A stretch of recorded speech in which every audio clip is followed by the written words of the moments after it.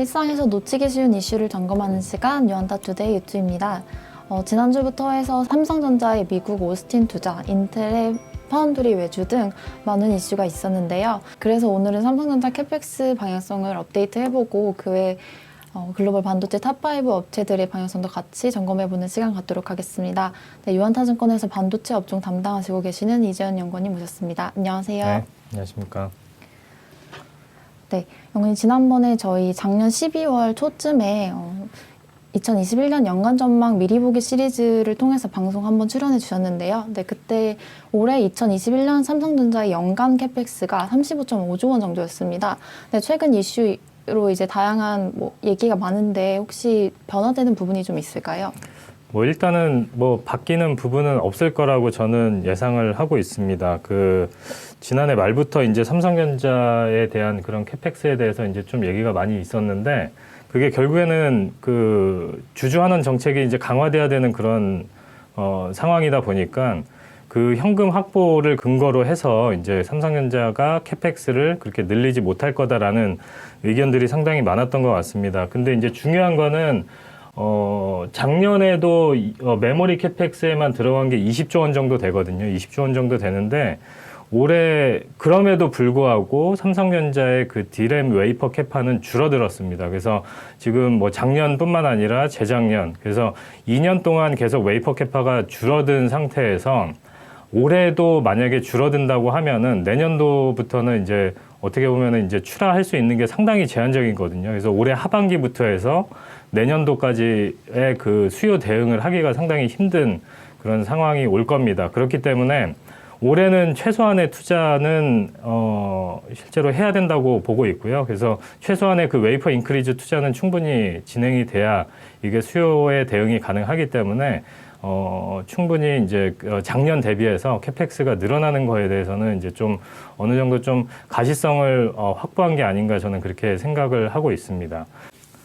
네, 그리고 이제 비메모리 같은 경우에는 이제 지난번에 연간 전망 드렸을 때는 이제 한화 기준으로 봤을 때 그 10조 원 캐펙스를 집행할 거로 예상을 했었는데 최근에 이제 좀 장비 그 발주가 이제 더 추가되고 있는 걸로 확인이 되고 있습니다. 그래서 110억 불 정도, 그러니까 한화 기준으로 보면 한 12조 원 정도가 이제 투입될 걸로 예상이 되고 있는 그런 상황인 것 같고, 실제로 이제 메모리 반도체도 마찬가지지만 비메모리 반도체, 그러니까 파운드리 쪽도 지금 공급 부족이 상당히 심각한 그런 상태인 것 같고요. 그래서 이렇게 그 고객사를 확보하기 위해서 특히 이제 파운드리 같은 경우에는 이제 삼성전자가 점유율을 지금 올려가는 그런 단계에 있기 때문에 그 추가적인 그 고객사를 확보하기 위해서는 이제 적극적인 그런 투자 대응이 필요하다. 그래서 비메모리 쪽도 이제 실제로 작년 11월 달에 예상했던 것보다 더 캐펙스가 더 상향 조정되고 있는 그런 상황인 것 같고, 그리고 이제 계속 언론에도 나오는 것처럼 지금 오스틴, 그러니까 미국 오스틴에 이제 신공장을 증설을 하면서 지금 검토를 하고 있는 단계고,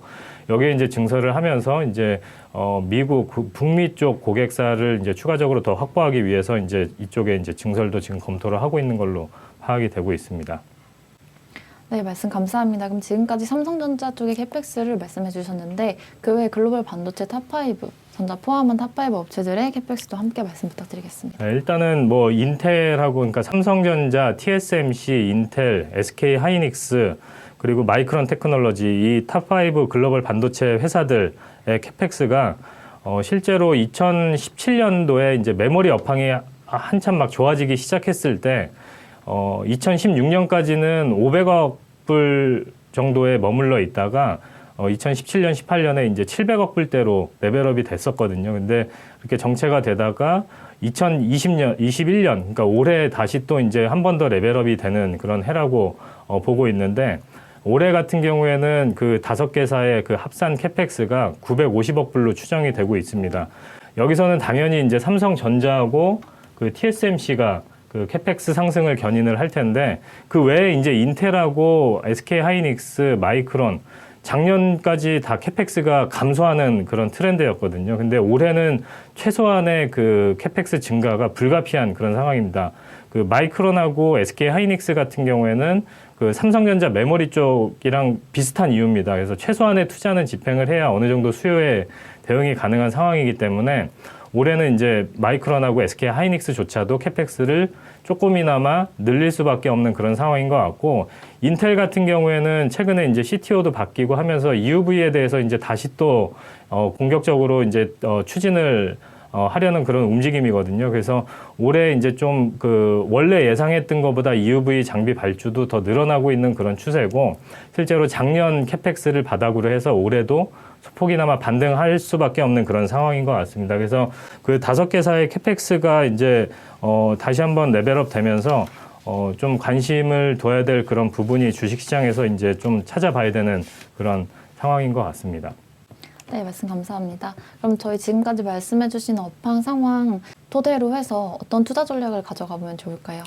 일단은 아무래도 이제 캐펙스가 포인트다 보니까 반도체 장비 업종을 좀 주목해서 봐야 될 것 같습니다. 그래서 뭐 실적 테이블을 보기에 앞서 일단은 해외 장비 업체들의 최근 멀티플 트렌드를 보면은 작년에 평균적으로 다 이제 15배 수준에서 이제 거래가 되던 해외 장비 업체들이 올해는 전부 다 이제 25배에서 30배까지 이렇게 리레이팅이 되는 그런 상황이거든요. 그래서 아무래도 이제 해외 장비 업체들은 이제 TSMC의 이제 수혜를 많이 받는 회사들이다 보니까 더 이제 일찌감치 이제 TSMC의 캐펙스는 더 가시성이 높았던 거거든요. 그래서 아무래도 메모리 반도체보다는 더 캐펙스 증가에 대한 가시성이 더 높았기 때문에 이런 회사들의 멀티플이 먼저 리레이팅이 된 것 같고, 실제로 우리나라 회사들도 이제 삼성 파운드리 쪽에 이제 장비를 공급하고 있는 그런 회사도 있고, 실제로 TSMC에 공급하고 있는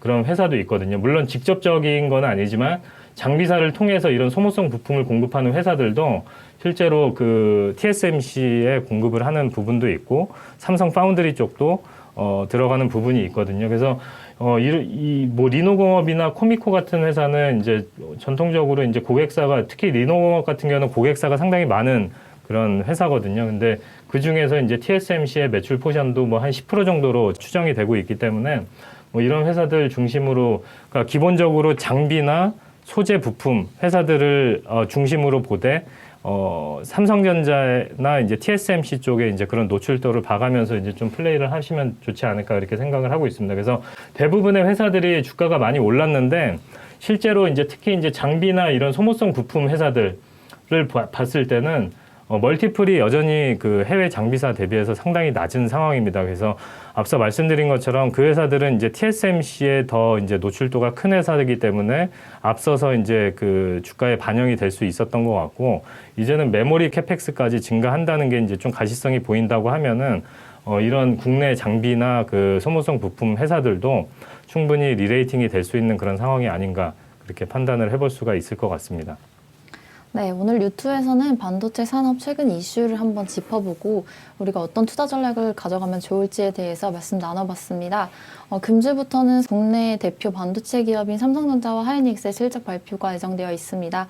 저희 추가적으로 업데이트되는 내용이 있다면 유한타증권 홈페이지 자료 통해서 확인하실 수 있을 것 같습니다. 오늘 유튜브는 이것으로 마치도록 하겠습니다. 우리 모두 부자가 되는 그날까지 유튜브는 함께 하겠습니다. 감사합니다. 네, 감사합니다.